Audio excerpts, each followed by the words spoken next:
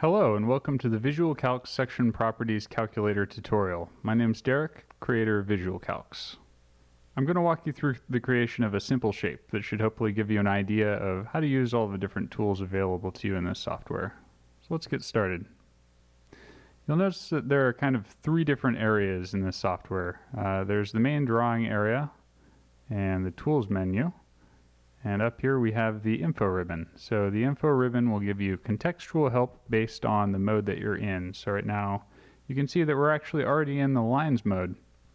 So let's go ahead and draw a line. Let's click, drag, and release as the info ribbon suggests. So clicking, dragging, and let's release right there. So it's going to ask us how long we want that first line to be. So let's put 4 in there. So that's just 4, let's say inches. And we'll click OK. So this has created our first line. You'll notice that we can actually click and drag the dimension tag around. We can put it wherever we feel it looks best.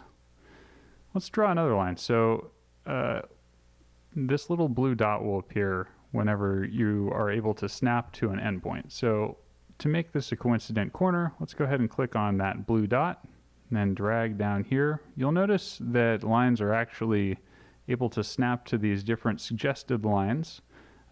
These are 0 degrees, 30 degrees, 45, and 60 degrees. But let's just make this one perpendicular. To change the length of this line, let's go ahead and click once on the tag, and then let's put in 0.25 inches with our keyboard. Then we can actually hit enter, or we could click in white space to accept. Either one works. Now let's move this to a little bit prettier location. Let's draw another line over here. We'll just make it parallel to our top line there. And we'll go ahead and click to edit this dimension. Let's make it a length of 2. And let's start here, and let's do something a little bit different. Let's go ahead and drag down here. We're going to make a line at an angle, and we won't be too careful. We'll just kind of stick it down here somewhere. Now let's go over to the Tools menu and let's actually activate the Angular Dimension tool. You'll notice that you can actually just press A on your keyboard to activate this, but we'll go ahead and click. And what we want to do is make an angular dimension between these two lines. So we'll click on this line and we'll just drag the arc and release on this line. You'll notice that when we release, it makes a little black dot on the second line. That's to remind us that when we go ahead and edit this dimension by clicking on it, that the line with the little black dot will actually move. Let's make this a little bit shorter so it's actually back in the screen. So to do that, let's click on this. This is the linear dimension tool, and then we can just click on the line, and let's make it like, let's say 2.4. Great, so it's back in our screen. Let's go back to the Lines tool, and let's draw a line that's perpendicular to this line. So you'll notice that the snap suggestions that are given to you are actually based on the line that you draw from. So in this case, let's just choose this snap because it's perpendicular to this line, and let's actually also make this 0.25. Cool, and let's move this to a better looking location. There we go. And then let's go ahead and draw a line like this. Notice how it ends up being parallel to this line because, you know, we've got all these perpendicularities down there. Let's draw another line here. You'll notice that when you're drawing vertical or horizontal lines, you get these suggested lines that allow you to make things the same length pretty easily. Then let's go ahead and cross over here. So you'll notice that I'm just kind of lazily crossing these two lines. We're going to use a technique that actually speeds stuff up quite a bit by just not worrying about the exact dimension of these lines. But what we're going to do is we're going to cross them over like that, and then we're going to go over here to our Trim tool. We're going to go ahead and click right there. You'll see that that actually shortens the line to the next intersection. Or you can go ahead and click and drag, and that'll trim stuff right down to a coincident corner.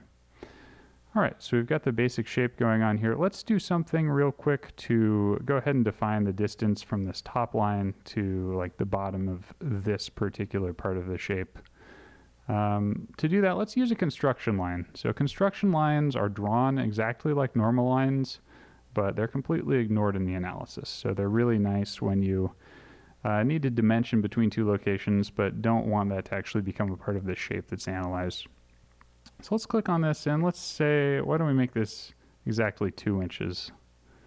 Let's go back to the lines tool. You could also press L to activate that. And let's drag a line through like this.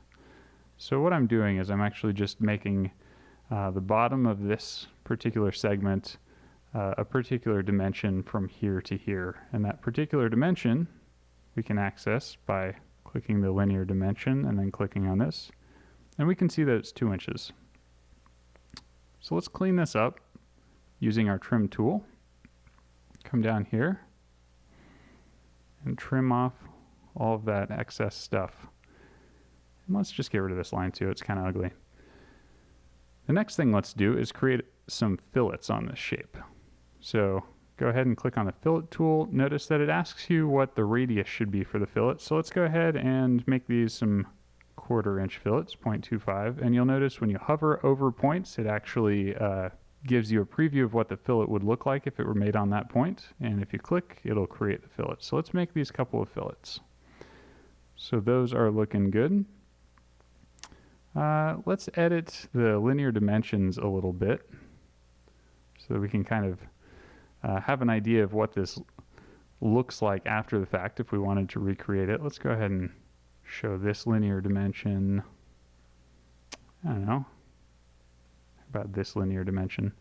You can also click on radius dimensions to change them after the fact. So if we click on this guy and say we want it to be 0.4 inch radius, we can get that.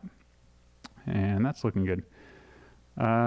Let's see, let's talk really quickly about the erase tool. So if we click on this guy or hit E, this does exactly what you'd think it does. You can actually click on something to erase it, and then you can come over here, click undo to undo the erase. The undo and the redo tools are pretty self-explanatory. Clicking on a fillet will actually just return it to its original corner state. Let's undo that.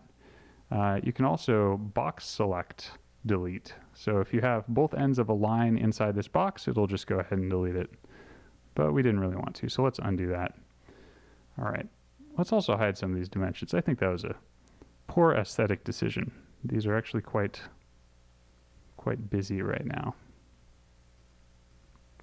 All right, so now that we have our shape completely defined, actually I want to show you one more thing. Let's click on this dimension, let's show it, and let's say we wanted to see a little bit more precision in our dimensions. We can actually click on this display precision button, and then we can adjust to 3 decimal points. So this doesn't actually change our shape. This just makes it so that you can change the amount of digits after your decimal point in the display. Great, but let's hide that.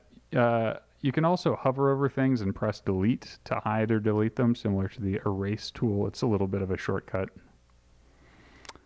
All right, so we've got our shape. Let's go ahead and click the play button to get our section properties. So it'll spin for just a moment, and then you'll see that you actually get this results pop up in the top right corner, and then you also see the filled in area as well as our centroid icon and our 0, 0 marker.